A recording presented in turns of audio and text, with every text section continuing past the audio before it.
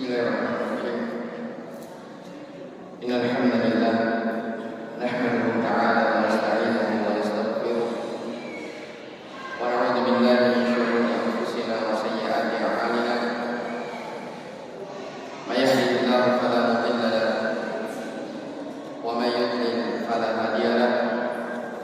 Asyhadu an la ilaha illallah wahdahu la syarika lahu wa asyhadu anna Muhammadan abduhu wa rasuluh. Salawatu rabbi wa salamuhu alaihi wa sallama tasliman katsiran, amma ba'd. Ikhwani fiddin, kaum muslimin wal muslimat, jamaah rahimani wa rahimakumullah. Alhamdulillah, pada malam hari ini kita kembali bersyukur kepada Allah Subhanahu wa taala. Allah Subhanahu wa taala memudahkan segala urusan-urusan kita, khususnya diberi kemudahan kita di dalam melaksanakan kewajiban-kewajiban kita kepadanya. Ya, khususnya di saat ini kita kembali bermajelis ilmu, mempelajari agama Allah Subhanahu wa taala. Kembali kita melanjutkan pembahasan kita membaca fikih ringkas dari kitab yang berjudul Al-Ghaya wa Taqrib, atau yang dikenal dengan Matan Abu Syuja', karya Abu Syuja' Ahmad ibn Husain Al-Asfahani rahimahullah ta'ala. Ya, fikih ringkas yang membahas tentang fikih mazhab Syafi'i. Tapi kita masih di pembahasan jenazah, masalah penyelenggaraan jenazah.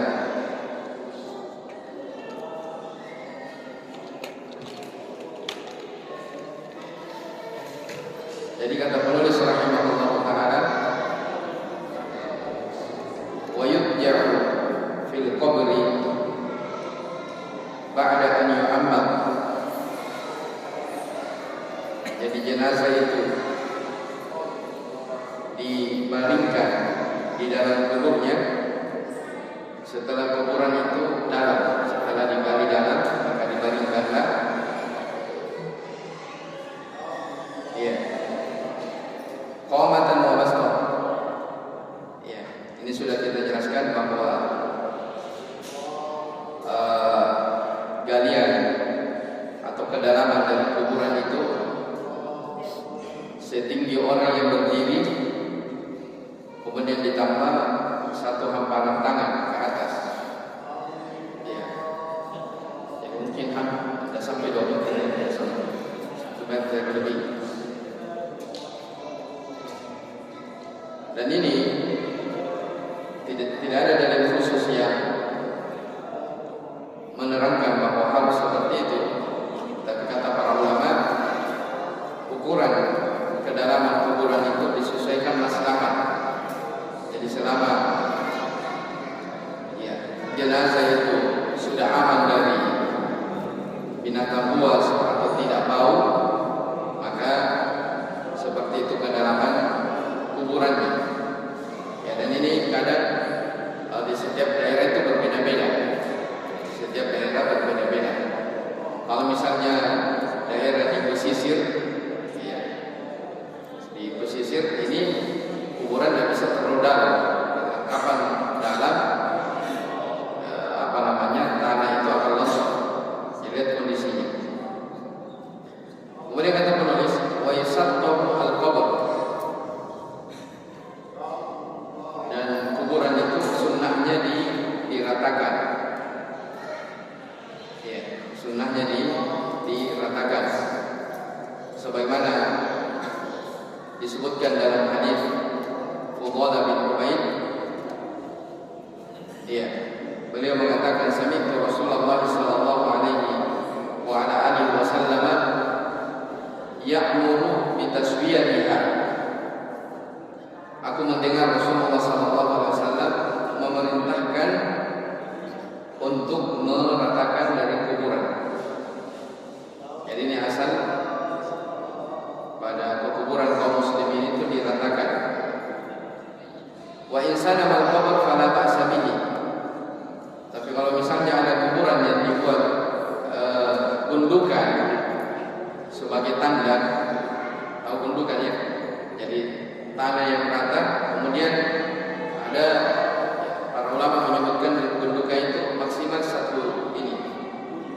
jengkal.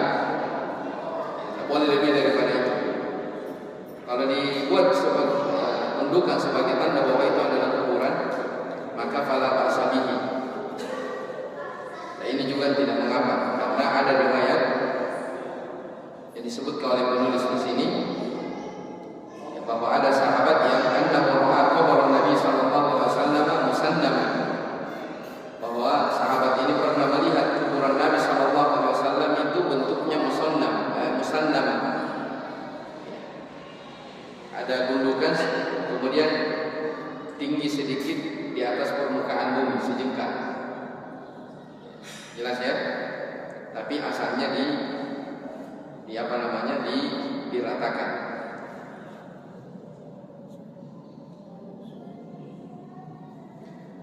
Kemudian kata penulis rahimahullah taala, wala yubna alaihi wala yujassas. Kuburan itu tidak boleh dibangun dan tidak boleh diberi kapur, ya, maksudnya dihiasi. Karena dalam hadis naha Rasulullah sallallahu alaihi wa ala alihi wasallam yujassas al-qabr, ya, wa yuq'ada alaihi wa ayyubna alaihi, dan riwayat lain wa ayyuktaba alaihi wa ayyuta'a. Ya, ini hadis sahih disahihkan oleh Syekh Al-Albani rahimahullah taala, diriwayatkan oleh Tirmidzi, Abu Dawud, At-Tirmidzi dan selainnya. Jadi dikatakan Rasulullah sallallahu alaihi wasallam melarang dari mentajsis, menghiasi kuburan, memberikan kapur. Ya, kapur itu bahasa dahulu ya, kalau sekarang mungkin semen. Kalau dahulu itu kapur semen yang dibahasakan sekarang. Rasulullah SAW melarang untuk mentajsis kuburan. Wa ayyubna alaihi, beliau melarang duduk di atasnya. Wa ayyubna alaihi, dan dilarang untuk membangun dari kuburan. Wa ayyuktaba alaihi, demikian pula dilarang untuk memberikan tulisan pada kuburan. Wa ayyuta'a, dan dilarang untuk diinjak. Ini semua pelarangan-pelarangan disebutkan dalam hadis Nabi SAW. Ya, mungkin banyak orang melanggarnya.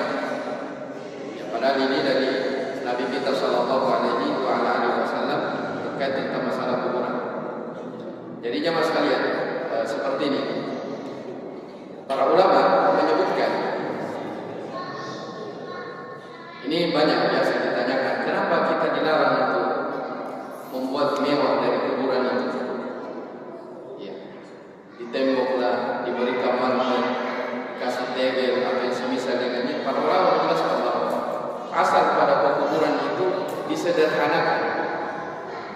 Apa hikmah disederhanakan? Supaya orang-orang yang datang berziarah ke kuburan itu, dia mengambil pelajaran, dia mengingat bahwa ternyata kalau orang sudah mati beginilah keadaannya. Ya, seadanya. Ya, dia hanya ditimbun dengan tanah. Ya, walaupun kaya raya bagaimana di dunia, dia hanya membawa sehelai dari kain kafan. Kuburannya pun hanya batu ditandai rata dengan tanah, tidak ada apa-apanya. Tapi kata para ulama, kalau kuburan ditinggikan, ya, dibuat semewah-mewahnya, ditegel. Kadang orang subhanallah kuburannya luar biasa mewahnya, tapi mungkin rumahnya sendiri belum ditegel. Ya. Kalau seperti itu, kadang orang datang berziarah ke kuburan itu, dia tidak mengambil manfaat. Bahkan dia kagum bertanya, kuburannya siapa ini mewahnya? Siapa punya kuburan ini? Bagusnya. Padahal orang datang di kubur itu untuk berziarah, mengingat kematian. Nah, itu diantara hikmahnya. Makanya kalau kita lihat kuburan Baqi itu lihat rata semuanya, tidak dibedakan. Oh, ini sahabat ini orang pejabat, semuanya rata. Ya. Dan yang itu hanya gundukan semua, tanda bahwa ini kuburan. Jadi ketika orang berziarah betul-betul mengingat bahwa ternyata seperti inilah nantinya kita semua. Ya, makanya akan disebutkan doa, di antara doa ketika orang berziarah ke kuburan adalah Assalamualaikum ya ahlad diyar. keselamatan atas kalian wahai para penghuni kubur. Wa inna insyaallah bihi lalahiqun, sesungguhnya insyaallah kami juga akan mengikuti kalian seperti kalian ini. Jadi mengingat kematian. Dan memang ya, syariat dari berziarah kubur itu dua.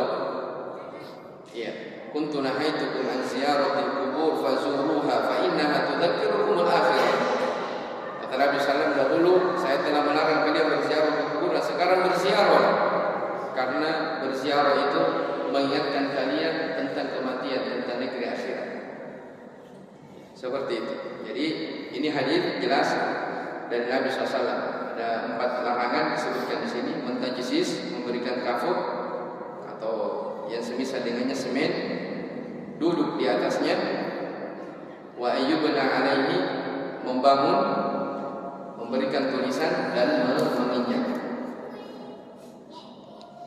Baik. Kemudian kata penulis rahimahullah taala yang sudah selesai tentang masalah pekuburan. Wala ba'sa bil bukai 'alal mayyit, bahasa lain, tidak mengapa seorang itu menangisi orang yang meninggalnya. Jadi menangis itu tabiat. Seorang kalau ada dari keluarganya, kerabatnya, pulang kembali kepada Allah Subhanahu wa taala, tidak dilarang menangis. Karena Nabi sallallahu alaihi wasallam ketika meninggal anaknya Ibrahim, dia juga menangis. Beliau bersedih, maka beliau bersabda, innal aina latadma, sesungguhnya air mata ini betul-betul mengalir, wal qalba yahzan, hati ini betul-betul bersedih. Wala naqulu illa ma yurdi rabbuna, kami tidak berucap kecuali apa yang diridhai oleh Tuhan kami. Wa inna bi firajika ya Ibrahim lamahzunun, sesungguhnya kematianmu, kepergianmu wahai Ibrahim membuat kami betul-betul bersedih. Jadi bersedih, menangis sisi mayat itu tidak dilarang. Yang dilarang adalah meratapi. Yang dilarang adalah meratapi. Beda ya, menangis dengan meratapi. Kalau meratapi itu tangisan yang disertai dengan ucapan-ucapan. Apakah menyebutkan kebaikan-kebaikannya, orang yang meninggal atau apa saja, maka itu namanya an-niyah. An-niyah. Makanya kata penulis di sini, wala ba'sa bil bukai 'alal mayyit min ghairi nawhin. Tidak dilarang menangisi si mayit, tapi dengan syarat tidak nauh. Tidak meratapi. Nauh itu artinya raf'us shaut bin nada.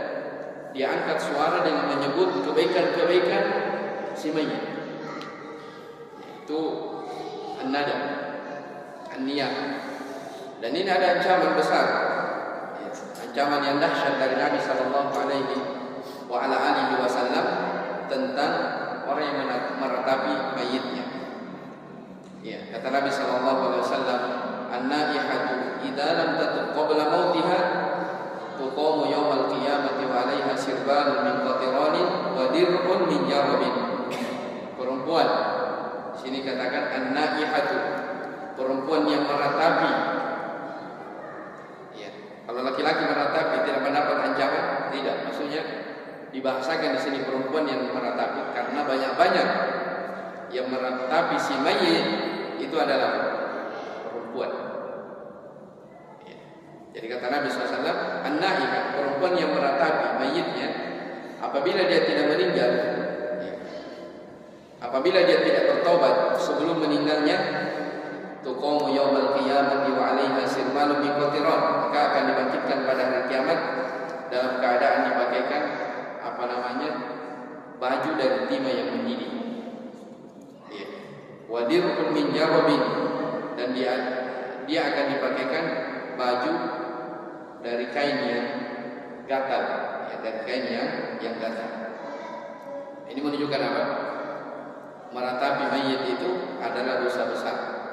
Adalah dosa besar. Menangis tidak dilarang, tapi meratapi itu yang dilarang. Makanya kalau misalnya kita bertakziah kepada orang yang terkena musibah yang meratapi dinasihati, ya bersabar, ya jangan menyebut-nyebut kebaikan, ya si mayit, apa yang telah ya bersabar atas ketentuan dan takdir Allah Subhanahu wa taala.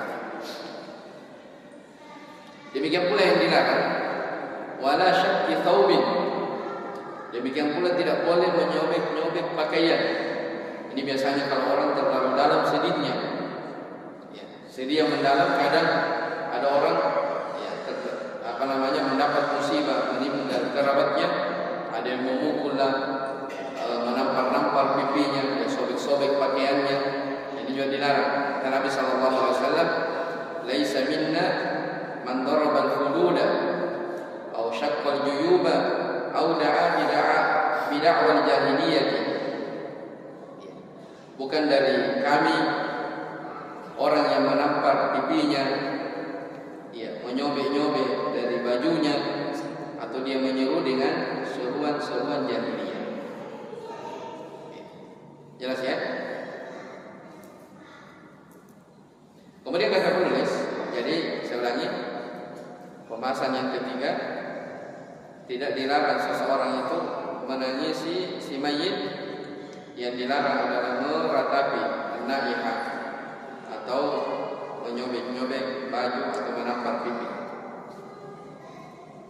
Wa yu'azza ahluhu ila 3 ayyamin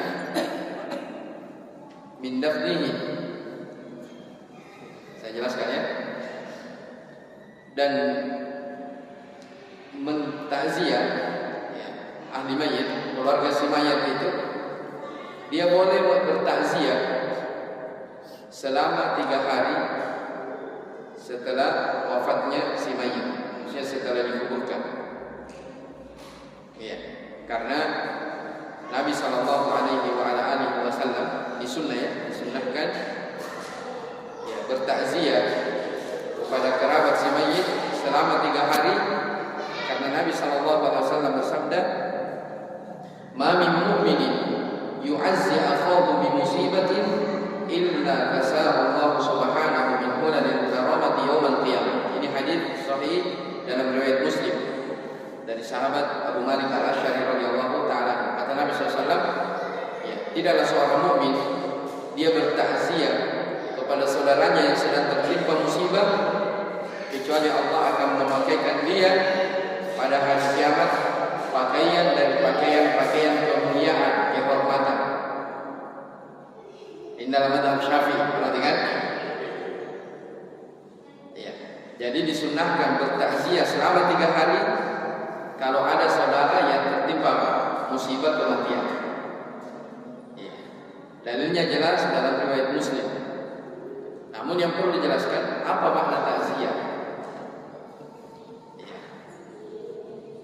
Apakah takziah itu berkumpul, menentukan waktu tertentu, setelah itu membuat makanan atau yang semisal dengannya, itu disebut takziah? Tidak. Takziah itu dari kata azza yu'azzi. Takziah itu artinya menghibur. Iya, menghibur ya. Takziah itu artinya apa? Menghibur orang yang terkena musibah atau keluarga yang ditinggal, menghibur. Ya. Dan menghiburnya itu tidak perlu menentukan waktu. Itu asal makna dari takziah. Disebutkan di dalam buku fikih Syafi'i bahwa takziah itu maksimal 3 hari. Ya, mereka sebut bahwa karena maksimal orang biasanya bersedih itu dengan kesedihan itu biasanya hanya 3 hari kebanyakannya. Maka ketika sudah lebih daripada itu tidak disyariatkan lagi atau tidak disunnahkan lagi untuk bertakziah. Tapi sekali lagi ya, bukan takziah yang dimaksudkan di sini takziah yang sebagian tempat diadakan. Ya, ada misalnya mengaji 30 juz, kemudian berceramah, bukan itu ya. Tapi takziah di sini datang menghibur.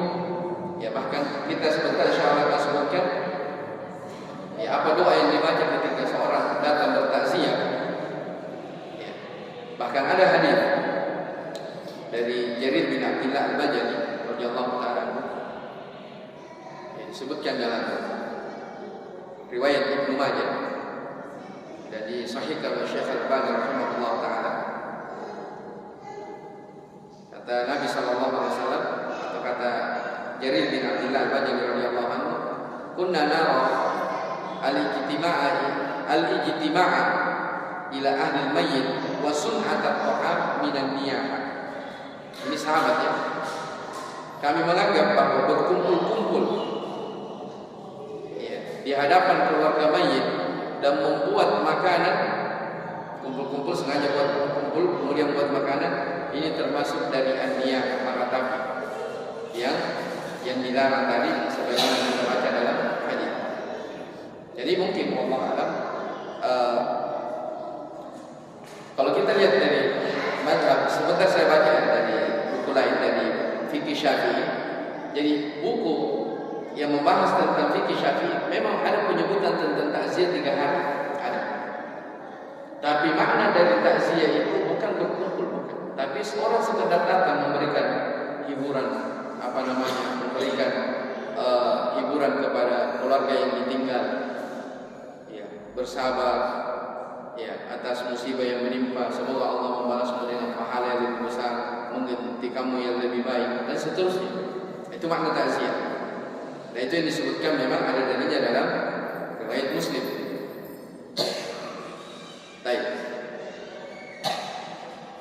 Kemudian kata penulis rahimahullah yang terakhir, wala yudfanu ithnani fi qabrin wahidin illa li hajatin. Tidak boleh menguburkan 2 orang dalam satu kuburan kecuali kalau ada hajat. Misalnya adhiqil ardi, tanah sempit, maksudnya tidak ada di hadapan kuburan kecuali hanya satu itu, maka boleh satu kuburan 2 orang. Fatasratil mauta, atau tiba-tiba ya bersamaan banyak orang meninggal, apakah karena terjadi peperangan atau ada wabah, ya penyakit yang menimpa atau yang semisal dengannya, maka ini ya boleh saja. Tapi asalnya satu kuburan, satu kalian itu satu orang. Baik, dengan ini selesai pembahasan tentang masalah jenazah. Baik, saya sedikit akan menyebutkan adab-adab seputar masalah jenazah ini. Demikian pula kalau cukup waktu saya menyinggung sedikit tentang bidah-bidah seputar jenazah, ya supaya kita tahu ilmunya ya. Karena ini semua disebutkan serta dengan dalil dari Nabi Sallallahu Alaihi Wasallam. Di dalam fikih al-manhaj, ini salah satu kitab fikih Syafi'iyah. Ya, ada 3 ulama yang menulisnya. Kitab tebal ya, lengkap, menjelaskan tentang fikih mazhab Syafi'i. Mereka menyebutkan wa min adabi tasyyi'il janazati al-umur taliyah. Di antara adab-adab ya, penyelenggaraan atau mengiringi jenazah itu ada beberapa perkara. Yang pertama, ayyushi'aha masyiyah fa in ahabba ayyakaba fil 'audati fala ba's. Ya, disunahkan mengiringi jenazah itu dalam keadaan masyiyah, berjalan. Ini tentang orang yang mengantar jenazah. Jadi selama misalnya jenazah itu memungkinkan untuk dipikul, dibawa dengan kerandanya tanpa berkendaraan, maka itu lebih baik kalau memungkinkan. Ya, kecuali kalau memang jauh, ya mesti naik mobil karena jauh, tidak bisa orang angkat, maka tidak masalah kalau kendaraan. Ya, karena ini ada hadis dalam riwayat Bukhari dari Thauban radhiyallahu anhu. Rasulullah SAW, Thauban bercerita bahwa Rasulullah SAW pernah mengiringi jenazah salah seorang sahabatnya. Kemudian beliau ingin dijemput, maksudnya disuruh naik kendaraan. Utiya bidabat, disuruh naik kendaraan, ya onta ya. Fa'aba ayyarkabah. Tapi beliau SAW tidak mau naik. Ya. Tapi ketika pulangnya, utiya bidabat farakibah. Ketika pulang dari mengantar jenazah, beliau disuruh naik kendaraan, beliau naik. ditanyakan, kenapa seperti itu ya Rasulullah? Kata Nabi sallallahu alaihi wasallam, innal malaikata kanat tamshi falam akun li'arqaba wa hum yamshun falamma dhahabu raqibtu. Kata Nabi sallallahu alaihi wasallam, sesungguhnya para malaikat mereka mengantar jenazah juga dalam keadaan berjalan. Dan saya tidak mau kalau saya berkendaraan sementara malaikat berjalan. Maka ketika malaikat itu pergi, maka saya pun raqibtu, saya pun ingin berkendaraan. Ini dipetik oleh para ulama dari sunnah mengantar jenazah itu adalah berjalan selama memungkinkan. Jadi kalau misalnya jarak-jarak setengah kilo, ya biasa ya orang berjalan. Sunnahnya itu berjalan, sebagaimana yang dilakukan oleh Nabi Sallallahu Alaihi Wasallam. Tapi ini kata penulisnya di sini, wa hamlu hada ala nada. Ini dibawa kepada perkara sunnah saja.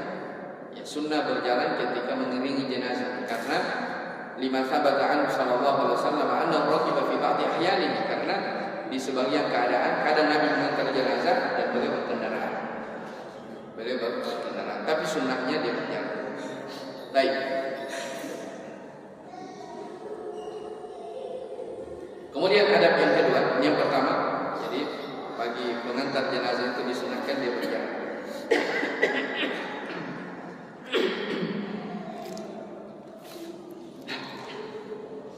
Yang kedua, yahrumu hamlul janazati ala hay'atin muzliyah. Ya, diharamkan atau tidak diperbolehkan membawa jenazah itu dalam keadaan orang yang tidak senang, maksudnya tergesa-gesa, bukan ya dipercepat ya, tapi bukan artinya yang membawanya itu tidak menyenangkan, senang. Karena ya khaufu minha as-sukut, dikhawatirkan jangan sampai jenazah tersebut akan jatuh. Ya. Ini terkait tentang masalah adab, karena asalnya orang mukmin itu dimuliakan, baik itu dalam keadaan hidup ataupun ketika dia sudah meninggal, dimuliakan. Ya, makanya kemarin sudah kita jelaskan.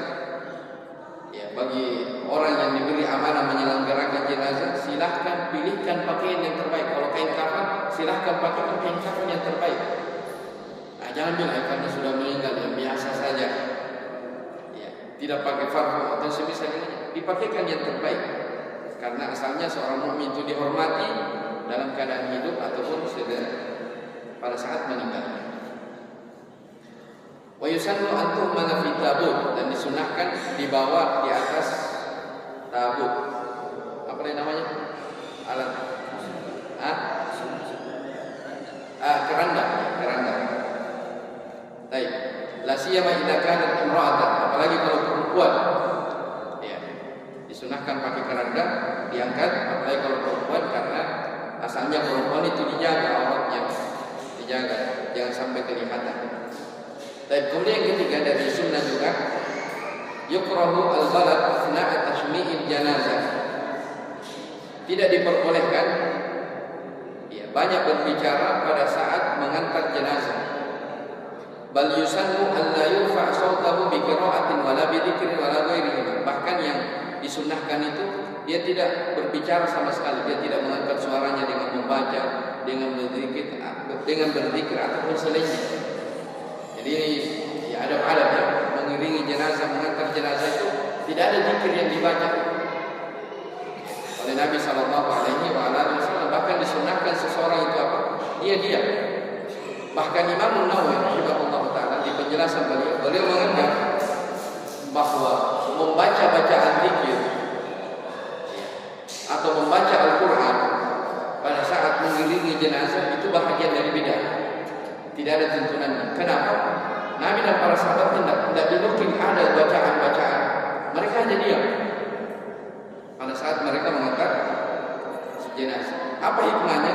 Bittafakkuri fil maut wa ta'ammul fi aqibi amrihi. Itu fungsinya. Kenapa kita diperintah diam ketika mengantar jenazah? Supaya kita merenung katanya. Ya, kita merenung, yang memperhatikan, oh begini nanti juga saya seperti ini. Ya, saya juga akan diangkat diangkat di atas keranda ini seperti ini. Kalau orang berzikir dia tidak terpikir ke sana. Jelas ya? Ini hikmahnya. Ini disebutkan dalam riwayat Abu Daud dari Abu Hurairah radhiyallahu taala anhu dari Nabi sallallahu alaihi wasallam beliau bersabda, "La tu'ba'ul janazatu bi sautin wala nari." Kata Nabi sallallahu, janganlah engkau mengikuti jenazah dengan suara-suara, demikian pula dengan api. Ya, dengan api. Baik, ini yang ketiga. Jadi tidak boleh ngobrol atau tidak boleh banyak bicara. Ya, apalagi mengantar jenazah. Ya, pernah ya lagi dekat-dekat pilkada.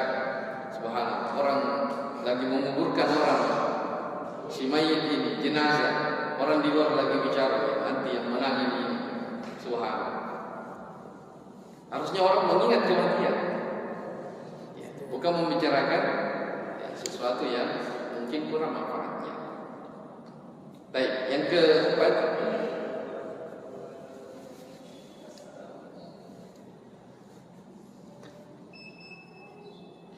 al-afdalu ayyamshi al-musyi'una amama al-janazati ala maqrabatin minha. Ya, afdalnya dikatakan sunnah ya, tapi sebaiknya orang yang mengiringi jenazah itu dia dekat-dekat dengan jenazah tersebut. Ya, annahu syufa'a'un laha indallahi azza wa jalla, karena orang-orang yang mengantar ini dia bisa memberi syafaat atau sebagai saksi di sisi Allah Subhanahu wa taala. Jadi subhanallah, semakin banyak orang yang mengantar, semakin banyak orang yang menyolati dari jenazah itu, maka itu tanda kebaikan baginya. Maka disebutkan dalam hadis, 40 orang yang bertauhid, menyolatkan jenazah, maka dia mendapatkan apa? Syafaat. Itu keutamaan. Keutamaan bagi si mayit dan keutamaan pula bagi orang yang menyaksikan penyelenggaraan jenazah. Karena disebutkan dalam hadis, man syahida janazah hatta tudfan, kata Nabi sallallahu, siapa yang menyaksikan jenazah sampai dikuburkan, falahu qiratan, maka dia mendapatkan 2 pahala seperti 2 qirat. 2 qirat itu seperti 2 gunung. Ya, dia mendapatkan pahala seperti 2 gunung. Baik. Kemudian dan disebutkan oleh penulis Al-Fiqhul Manhaji di sini, la mani amin ayyushi al-muslim janazata qaribihi al-kafir wala karahiyatu fi dzalik. Tidak dilarang ya seorang muslim itu mengiringi jenazah kerabatnya yang kafir. Ya, jadi kadang-kadang orang punya keluarga kafir, non-muslim. Ya. Kalau dia ikut mengiringi jenazahnya tidak dilarang. Yang dilarang itu apa? Ya? Mendoakan, mensalat, itu yang dilarang. Ya. Wala tusalli ala ahadin minhum wala taqum ala qabrihi. Allah Subhanahu wa taala, jangan kamu mendoakan mereka. Ya. Dilarang untuk mendoakan orang meninggal di atas kekafiran. Maka Nabi wal ladina amanu ay yastaghfiru lil musyrikin walau kanu li qurba min ba'di ma tabayyana lahum annahum ashabul jahim. Tidaklah pantas bagi seorang nabi, demikian pula tidak pantas bagi orang-orang beriman untuk memintakan ampunan kepada keluarga-keluarganya musyrik yang kafir, min ba'di ma tabayyana lahum, setelah jelas bagi mereka annahum ashabul jahim, bahwa mereka adalah penghuni neraka yang menyala-nyala. Ya, tapi kalau mengiringi jenazah, kalau dia kerabatnya, boleh saja. Baik. Kemudian keenam, wa tusannu ta'ziyatu ahli al-mayyit khilal 3 ayyamin min al-maut lima rawahu Ibnu Majah dari Nabi sallallahu alaihi wasallam qala ma min muslimin yu'azzi akhahu bi musibatin illa kasaba Allah min hulal al-karamati yaum al-qiyamah. Disunahkan untuk mentakziah ya kerabat yang ditinggal selama 3 hari. Ini saya sudah jelaskan tadi, sudah lewat di buku yang kita baca, bahwa takziah di sini maksudnya menghibur, bukan berkumpul. Ya, disunahkan bertakziah selama 3 hari. Karena di dalam riwayat disebutkan Nabi SAW bersabda, "Mami muslimin, tidak seorang muslim yang dia memberikan takziah kepada saudaranya dengan musibah yang menimpanya, kecuali Allah akan memakaikan pakaian pada hari kiamat dari pakaian-pakaian kemuliaan." Ya, makanya ketika kita mendengar misalnya ada saudara kita yang meninggal, ya kita takziah dia hibur. Ya kita doakan ya kita istirja inna lillahi wa inna ilaihi raji'un rahimahullah rahmatan wasi'ah, ya Allahu yarhamu rahmatan abrar, dan semisalnya dari doa-doa yang dianjurkan. Baik.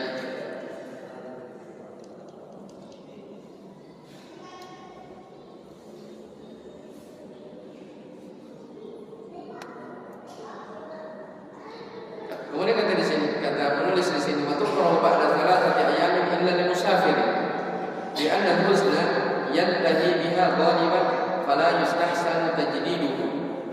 Dan tidak diperbolehkan itu bertakziah kalau sudah lewat dari 3 hari kecuali kalau musafir. Maksudnya kalau ada orang dari luar baru dia datang, baru dia tahu kabar bahwa ada yang meninggal, boleh saja datang menghibur. Kenapa dibatasi 3 hari? Di anna huzna yantahi biha ghaliban, karena kebanyakan orang yang bersedih itu selesai kesedihannya, ya, sudah mulai menurun sedihnya itu kalau sudah 3 hari. Ya sebenarnya biasanya kalau ada orang takziah selama 3 hari itu diambil dari sini ya. Cuman mungkin salah paham. Ya Allah alam. Kenapa bisa dibuat seperti itu? Baik. Wasiqatuha al-mandubah. Iya. Lafaz yang disunnahkan untuk memberikan takziah hiburan kepada orang yang meninggal adalah a'zamallahu ajran wa ahsana ajza'an wa ghafara limayyitika wa awwadaka Allahu an musibatika khairan. Ini doa ya. Ya semoga Allah membesarkan pahalamu. Maksudnya kan orang yang tertimpa musibah itu pasti dibalas. Ya, kalau dia bersabar pasti mendapat pahala. Ya. Wa ma utiya ahadun ata'an khairan wa awsa' min as-sabr. Tidak ada pemberian yang lebih luas dan lebih besar melebihi daripada kesabaran. Wa ahsana azaa wa ghafara limayyitik. Semoga Allah mengampuni orang yang meninggal. Semoga Allah menggantikan yang lebih baik daripada musibah yang menimpa. Ini lafaz-lafaz ya yang disunahkan ketika seseorang mendengar saudaranya tertimpa musibah. Ya. Baik. Berikutnya masih ada waktu 5 menit. Saya sedikit akan menyebutkan pelanggaran-pelanggaran atau bahasa di sini bid'ah-bid'ah seputar jenazah. Ya, disebutkan dalam fikih al-manhaj. Baik, yang pertama, kullu ma yukhalif adab at-tashyi' allati dzakarnaha fa hiya bid'ah yanbaghi at-taharruz minha ka tashyi'il janazati raqiban wa raf'il aswati ma'aha. Semua ya, yang menyelisihi adab-adab tentang mengiringi jenazah yang telah kami sebutkan ini dari perkara-perkara yang sepantasnya untuk dijauhi. Seperti tadi ya, kalau bisa berjalan ya, seperti tadi raf'us al-aswat ma'aha, tidak boleh mengangkat suara ya, tidak boleh mengangkat suara pada saat mengiringi jenazah. Demikian pula ya, ini saya baca di buku ya, setelah itu saya terjemahkan, jadi bukan saya buat-buat itu ya. Dan yang saya baca ini buku dari mazhab Syafi'i sendiri ya. Dan orang banyak mengatakan kita di mazhab Syafi'i, kita bukan mazhab ini, mazhab kita mazhab Syafi'i ya. Saya baca dari buku mazhab Syafi'i. Di dalam buku dikatakan di antara pelanggaran yang sering terjadi hamlul akali wa nahwiha ma'al janazah, membawa rangkaian akali. Kali ini itu apa? Bunga ya, rangkaian bunga. Dan semisal dengannya bersama dengan jenazah. Ini adalah perkara yang muharram dan tidak dibolehkan. Tasallalat ila muslimina taqlidan li adatil kafirina fi marasimi janaizihim. Ya, kebiasaan-kebiasaan seperti ini itu masuk ke kaum muslimin, itu asalnya dari kebiasaan orang-orang kafir. Tradisi mereka ketika ada orang yang meninggal di antara mereka. Paham? Jadi asalnya yang seperti itu berasal dari orang-orang kafir. Wa fiha ma fiha min idha'atil mal duna fa'idatin. Ini termasuk dari menghambur-hamburkan harta. Tidak ada faedahnya. Bahkan kadang wal mufakhar wal mubaha. Ya, bangga-banggaan. Baik. Yang ketiga al-qubur allati allati tuhfar wa tubna bi tariqatil mukhalafati lima dzakarnaha min dhabiti 'amqil qabr wa ittisa'ihi wa afdaliyati al-lahad thumma syak. Kemudian dari perkara yang sering dilanggar adalah kuburan yang digali, setelah itu dibangun bangunan-bangunan yang menyelisih apa yang telah kami sebutkan. Ya, membangun kuburan itu dari perkara yang dilarang, tidak boleh. Yukrahu tashyidul kubur, ya, diharamkan membangun kuburan, dakhiluha aw dhahiruha, mau yang di dalamnya, di luarnya, semuanya tidak diperbolehkan. Apakah bikul lima dakhala fihi annar kal ismet wal jas wa nahmiha, apakah dengan di semen, di batu atau yang semisal dengannya. Karena dalam riwayat Muslim dari Jabir radhiyallahu anhu, beliau mengatakan naha Rasulullah sallallahu alaihi wasallam ayyujashisul qabr. Ya, kata Jabir, Rasulullah sallallahu alaihi wasallam melarang kami untuk mentajassis, menghiasi kuburan. Ya, memberikan kapur, memberikan semen kepada kuburan. Ya. Wa huwa ma yusamma bil gibsit. Gibsit. Ini bahasa orang Arab ya, gibsit. Ya, kalau kita mungkin itu semen. Ya, semen. Fa in bana, kata penulis, fa in bunya bil rafam wa nahmihi kana haraman. Jadi kalau dihiasi saja, dicet-cet di semen, itu Nabi SAW melarang, apalagi dibangun. Di sini disebutkan dilarang membangunnya dengan pakai rafam, atau rafam keramik atau marmer atau yang semisal dengannya. Kenapa? Limukhalafatihi asyadidati li nahyi Rasulullah sallallahu alaihi wasallam. Karena ini sangat menyelisihi ya tuntunan Nabi sallallahu alaihi wasallam, karena Nabi SAW yang melarang hal tersebut. Ya, Nabi SAW melarang hal tersebut. Orang bilang kuburan Nabi kan ditembok. Iya tak? Ya atau tidak? Ya, jawabnya tidak. Kuburan Nabi tidak ditembok. Itu tembok yang kelihatan, itu bukan kuburan Nabi. Itu tembok untuk menutup, menghalangi orang minta berkah di dalam. Asalnya kuburan Nabi tidak ditembok. Seperti itu. Jadi ya, kalau misalnya orang pergi umrah, pergi berziarah kuburan Nabi, yang dilihat, yang dijaga oleh polisi itu tembok betul, tapi itu bukan kuburan itu. Tapi itu ditembok supaya terjaga. Jelas ya? Jadi tidak ada dalil bahwa kenapa kuburan Nabi ditembok, tidak.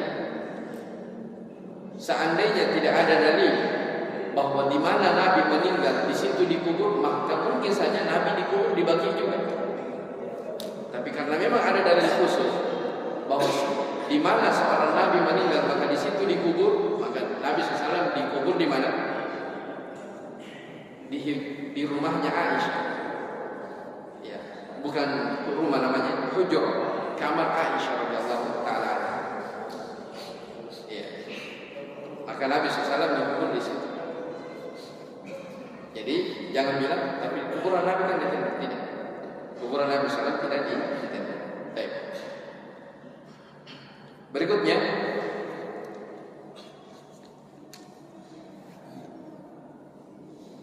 kata penulis di sini, jadi ini menyelisihi dari tuntunan Nabi SAW dari memberikan keramik atau semisal dengannya tembok. Walima fi dzalika min idha'atil mal al-manhi anhu syar'an. Ya, lebih-lebih lagi ini termasuk dari idha'atul mal, mengaburkan harta. Ya, wa ma fihi min al-mubahati wal mufakhirati al-mufdiyati fi dinillahi azza wa jalla, terdapat di dalamnya dari bangga-banggaan, ya, dari perkara yang dibenci dalam agama Allah Subhanahu wa taala. Jadi, ya, mewah-mewahan di dalam kuburan itu kebiasaan orang-orang kafir. Kaum muslimin itu diperintah untuk disederhanakan kuburannya. Hikmahnya tadi itu supaya ketika kaum muslimin berziarah ke kuburan, dia mengingat kematian. Bukan dia bilang, "Wih, siapa tahu punya itu bagusnya kubur." Ya, lupa mati. Yang diingat apa? Bagusnya kubur. Ya, seperti itu. Baik, berikutnya dua yang terakhir. Yukrahu karahiyat tahrimi taslimil qubur wal bina'i 'alaiha. Sama tadi tentang membangun ala nahwi alladhi yaf'aluhu katsirun minan nasi al-yawm, seperti yang biasa banyak dilakukan oleh kebanyakan manusia. Jadi subhanallah, penulis kitab ini orang Kondasana, orang Mesir ya. Beliau berbicara tentang apa yang terjadi di kampungnya, di negerinya. Itu memang terjadi. Ya, wasunnatu alla yurfa al-qabr 'anil ardi aktsar min shibrin wahid. Sunnahnya itu kuburan tidak ditinggikan melebihi daripada satu jengkal. Ya, melebihi daripada satu jengkal sebagaimana kita sebutkan dalilnya. Bahkan ini dalam riwayat Muslim dari Ali bin Abi Thalib radhiyallahu ta'ala anhu, ya, berkata salah seorang tabi'i namanya Abil Hayyaj Al-Asad. Ya. Dia mengatakan, "Ala ab'athuka ala ma ba'athani alaihi Rasulullah sallallahu alaihi wasallam." Jadi Ali bin Abi Thalib berkata kepada Abu Hayyaj, salah seorang tabi'i, kata Ali, "Maukah aku utus kepadamu yang dengannya Rasulullah sallallahu alaihi wasallam mengutus saya?" Apa itu? "Allah tada timthalan illa tamasbahu wa la qabran musyrifan illa sawaitahu." Bahwa tidak ada kuburan, tidak ada patung kecuali harus kamu hancurkan, dan tidak ada kuburan yang tinggi kecuali harus kamu ratakan. Jadi subhanallah, meratakan kuburan itu perintah Nabi SAW. Ya, bukan orang dibuat-buat oleh manusia, bukan. Sabda Nabi SAW. Pesan Ali kepada Abu Hayyaj, katanya, saya diutus oleh Nabi SAW untuk tidaklah melihat berhala kecuali saya hancurkan, dan tidaklah saya melihat kuburan yang musyrifan, ditinggikan, yang dimewah-mewahkan, illa sawaitahu, kecuali saya ratakan.